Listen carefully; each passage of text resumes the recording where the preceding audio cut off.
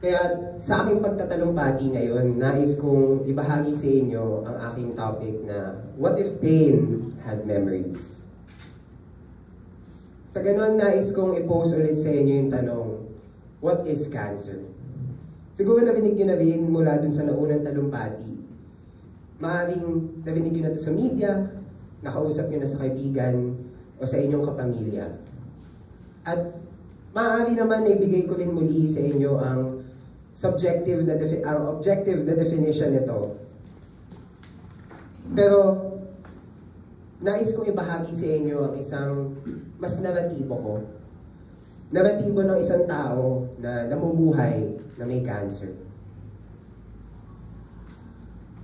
Ngayon, today, it has been 891 days since I received my diagnosis.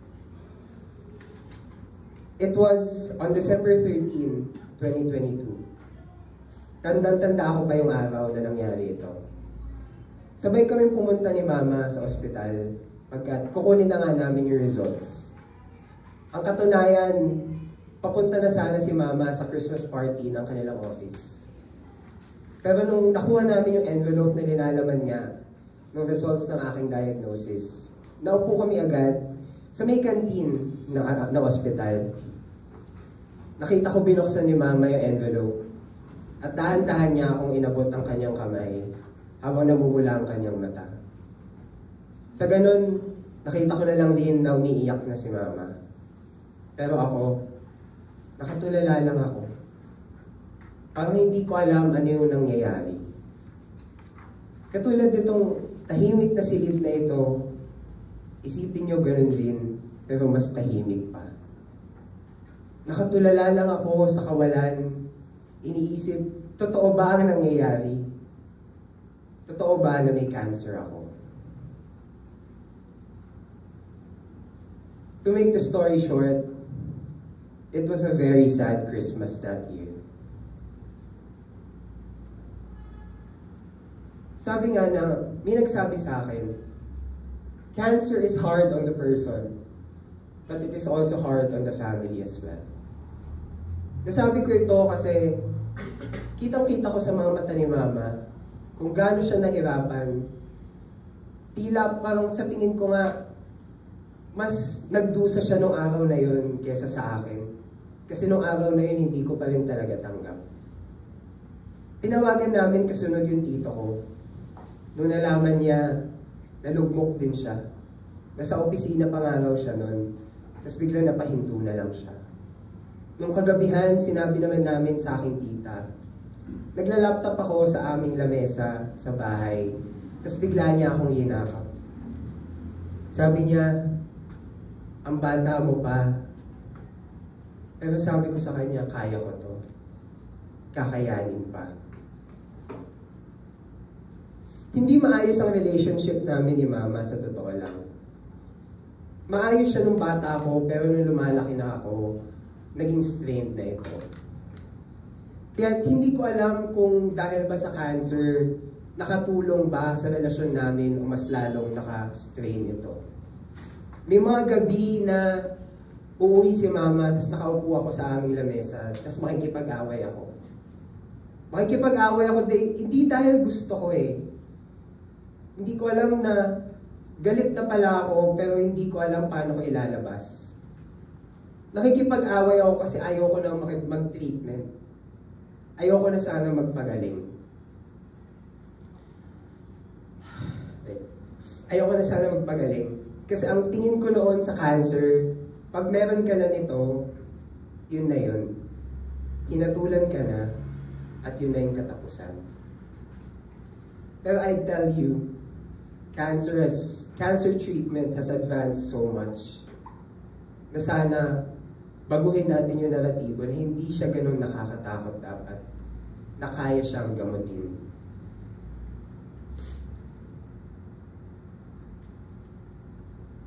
But despite all of that, nandito pa ako.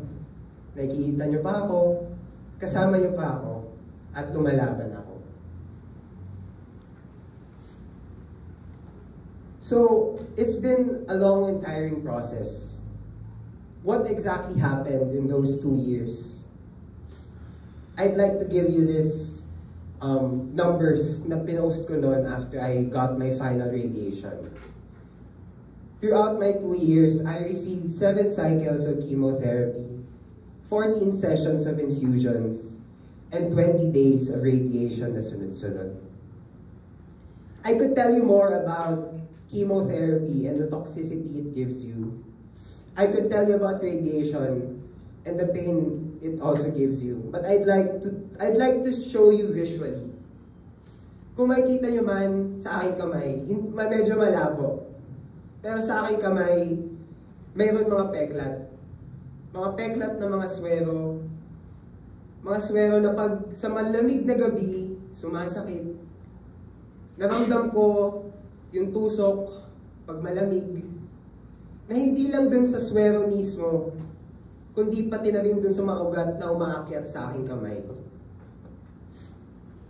Yun ang ramdam ng chemotherapy. Na kahit ilang buwan na rin akong tapos, nararamdaman ko pa rin siya. Sa radiation, siguro ang pinaka mababahagi ko sa inyo dito, bilang malaking tao nga rin, dahil sa radiation kasi, nawalan ako ng panlasa. At dito ko na rin na napagtanto na napakahalaga pala na yung mga maliliit na bagay tulad ng panlasa ay dapat pinapahalagahan. Kasi sa panahon na yon, halos isang araw lang ako nakakakain. Halos sumusuka ako gabi-gabi. At halos naglulupok na lang ako sa kwarto. Kasi yun na lang din yung nagagawa ko para kayanin.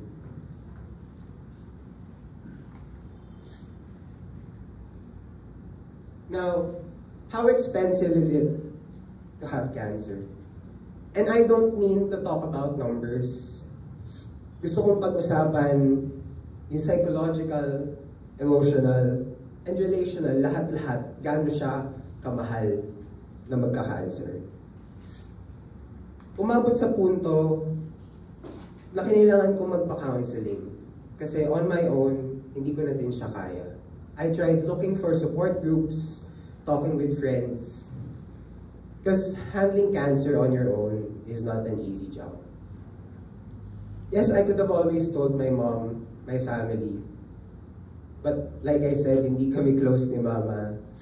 And I'm not really that open of a person sa aking pamilya.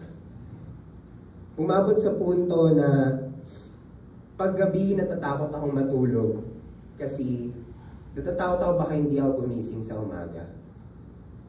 Umabot sa punto na kini-question ko na din ang aking paniniwala. Meron ba talagang Diyos? Kasi bakit may Diyos kung binibigyan tayo ng ganito? Now, gusto kong i-pose sa inyo ulit ang tanong, does it really go away? At doon ko na rin ipapasok ang titulo ng aking talumpati na, what if pain had memories? Ang sagot ko naman yan sa inyo, it never really goes away. Siguro mahahalin tulad ko siya sa isang haunted house. Everything lingers. Anything can cause a setback. From the overwhelming feeling of uncertainty to not knowing what comes next. Each pain that it brings evokes a fear, a memory of what happened, and then you just start to begin all over again. My pain constantly reminisces. It constantly shrieks. Sa ganun nga, na-realize ko, even simply not being able to afford treatment brings back memories and pain. Kaya sabi nga ni JV, the Philippines nga needs affordable healthcare para sa mamamayan ng Pilipino. Kasi yung nakita niyo mga numero sa kanya, totoo yun. Ganun kamahal magpa-chemotherapy. Ganun kamahal magpa-radiotherapy at magpagamot sa cancer.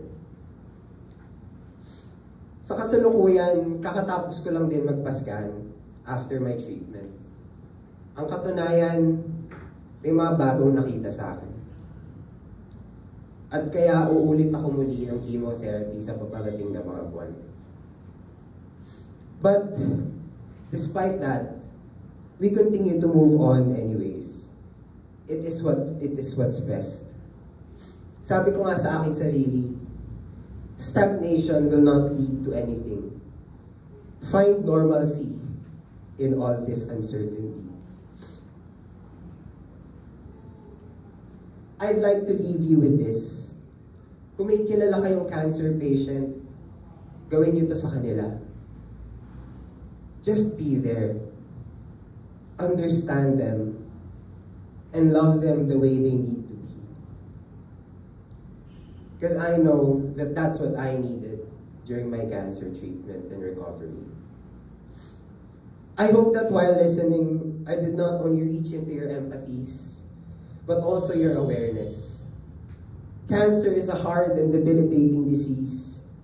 If you know someone going through the big C, help them ease through the memories. Help them feel seen and find the courage to fight.